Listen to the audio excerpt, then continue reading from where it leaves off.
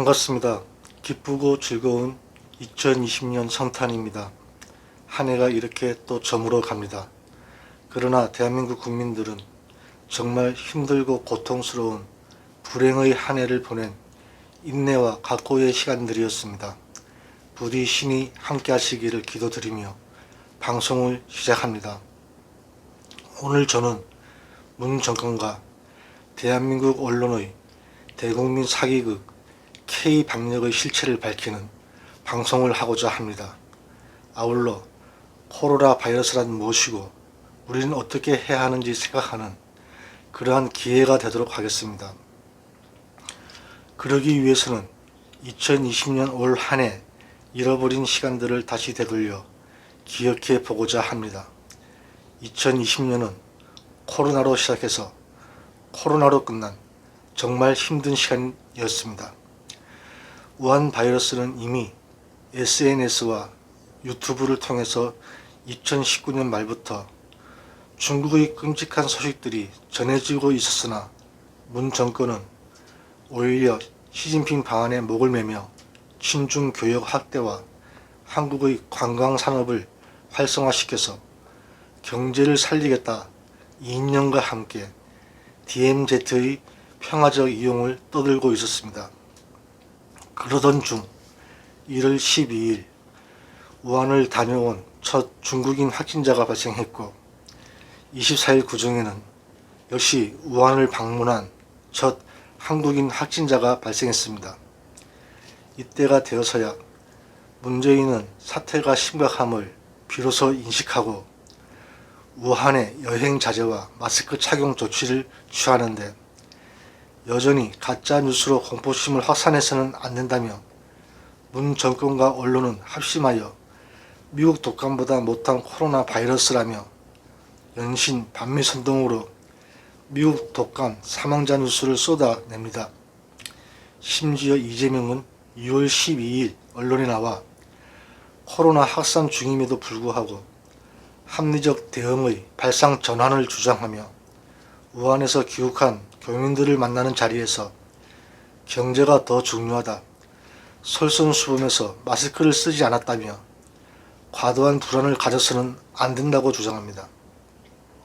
문재인 역시 같은 날 남대문 시장을 방문하여 과도한 불안보다 공포감을 벗어나 일상으로 돌아가 경제와 소비 활동을 진작해야 한다 라고 말합니다.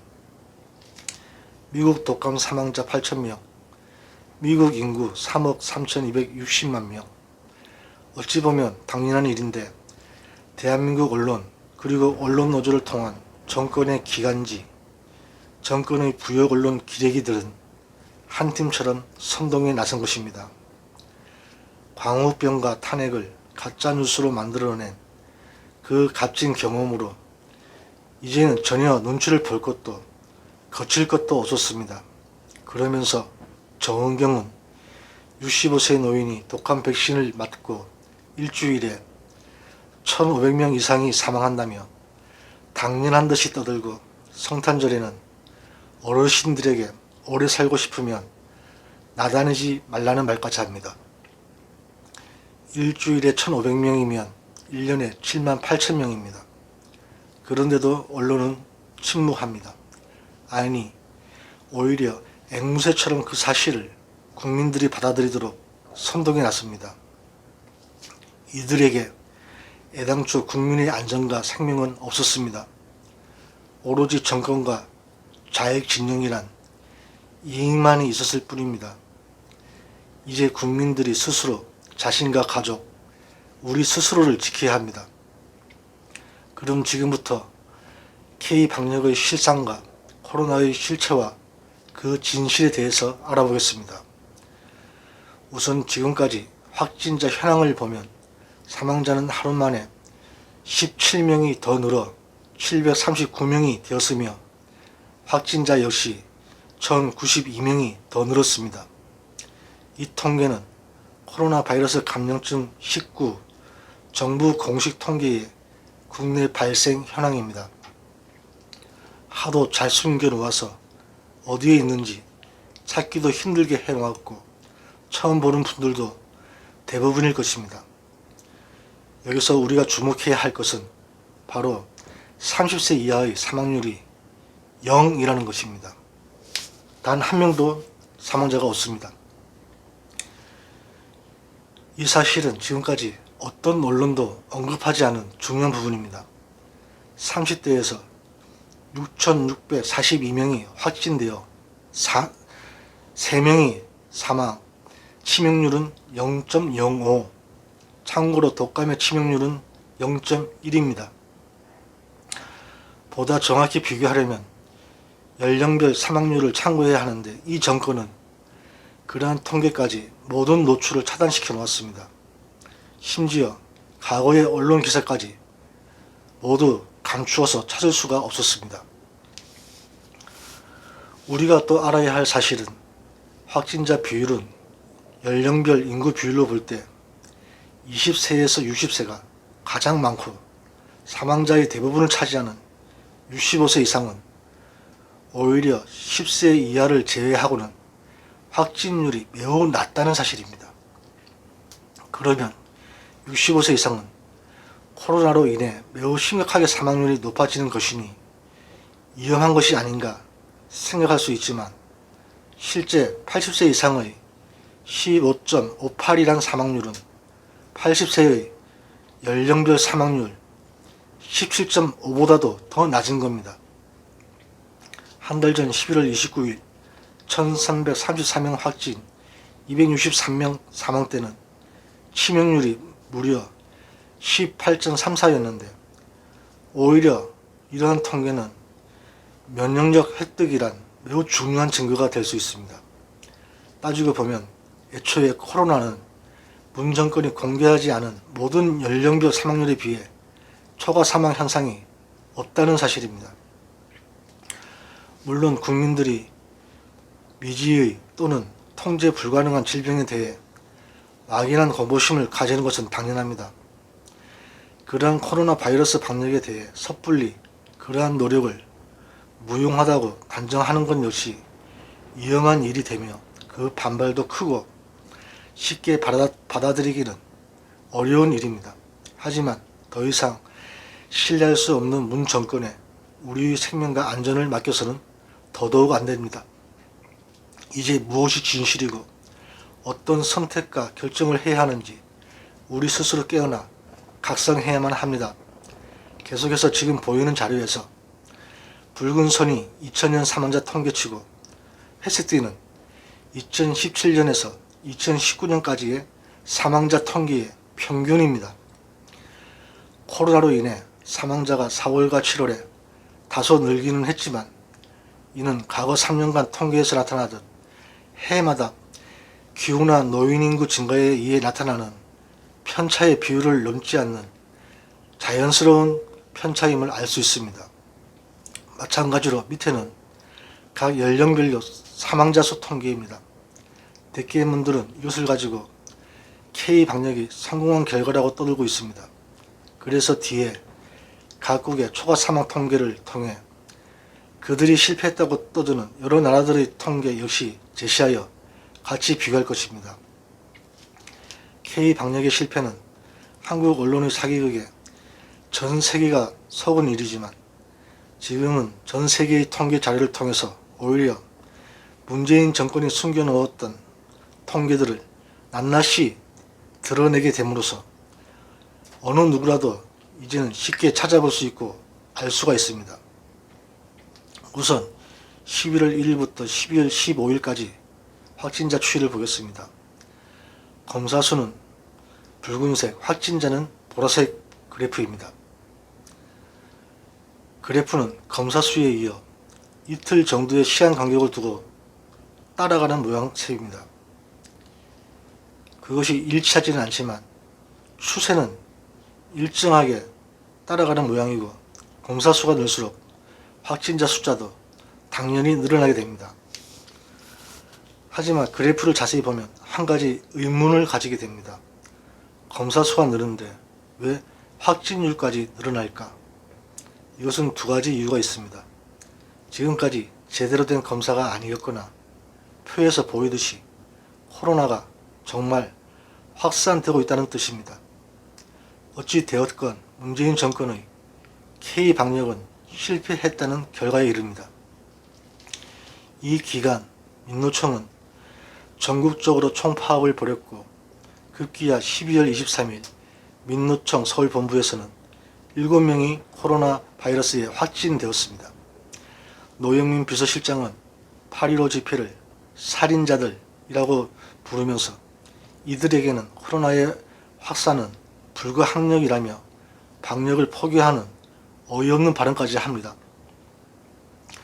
그러나 실제 8.15 집회는 오히려 그 이후에 8월 13일 56명이 발생한 이후 9월 14일에는 60명에 그쳐 계속하여 100명대 선이었으며 집회에서 경찰 차벽에 막혀 경찰의 가행 진압으로 충주 소재 교회를 운영하던 김시립 목사님께서 사망하였는데 언론은 이것을 보도조차 하지 않고 기사화된 것도 없었습니다. 제가 확진율 설명하는 것 역시 이러한 이유입니다. 8.15 집회 이후 오히려 확진율은 1.47에서 0.81로 크게 떨어졌습니다. 우리는 모든 나라가 이처럼 코로나로 인해 어쩔 수 없이 시민의 기본권이 희생당한다고 당연하게 믿지만 코로나 통제는 한국 언론의 선동과는 다르게 민주국가의 43%만이 공산국가는 90%가 시행하고 있으며 민주국가에서는 시위와 집회를 불허하지 않았습니다. 더구나 코로나로 인한 모든 시민권의 제한은 국회의 조사와 승인을 모두가 거쳤습니다. 한마디로 K-방역은 정치 방역인 동시에 정당한 절차를 무시한 독재일 뿐입니다. 다른 표 하나를 보여드리겠습니다.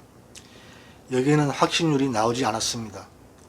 이것이 여러분들이 아시는 지금까지 보신 그 선동 언론의 그래프입니다. 국회의원 사전선거와 4.16 선거를 앞두고 검사 수를 30배 이상 올려버립니다. 당연히 확진자 수는 늘 수밖에 없었습니다. 물론 앞에 신천지 교회 확진 사건이 있긴 했지만 언론은 두 가지의 거짓 선동을 합니다.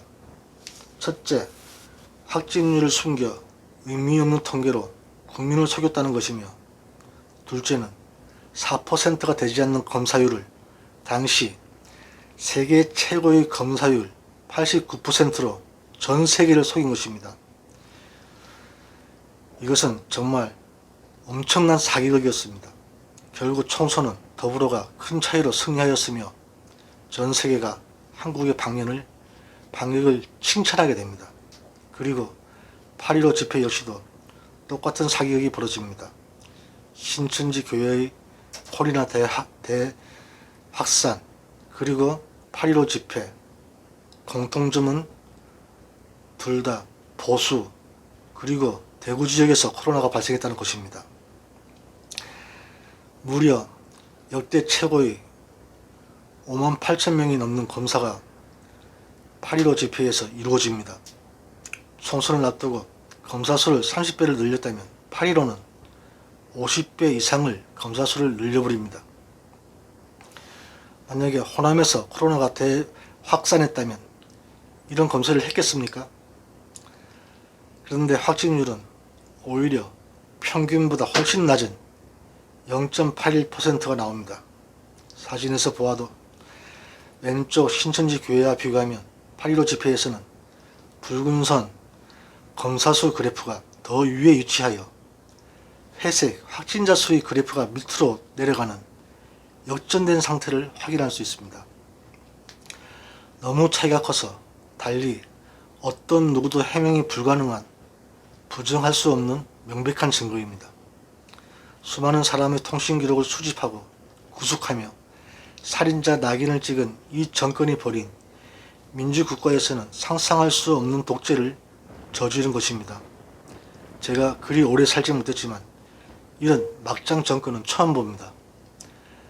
요즘 아내의 유혹에 이어 펜트하우스라는 막장 드라마가 유행인데 감히 블루하우스에 비하면 세 발의 피해도 미치지 못합니다.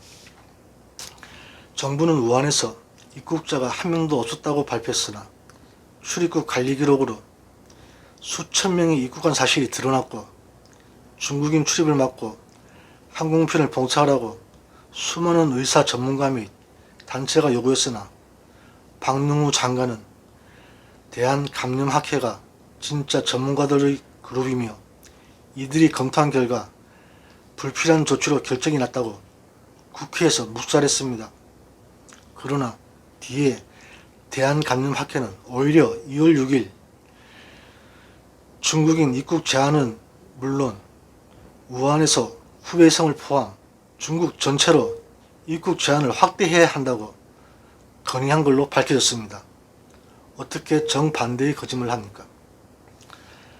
문 정권과 언론의 사기극도 경악스럽지만 야당 또한 그 무능력함은 정말 어이가 없는 수준입니다. 그 거짓들이 너무 많아 제가 모두 이 자리에서 거론하기가 불가능할 정도입니다. 일단 여기서 마무리하고 못다한 방송은 2편에서 마무리하겠습니다. 감사합니다.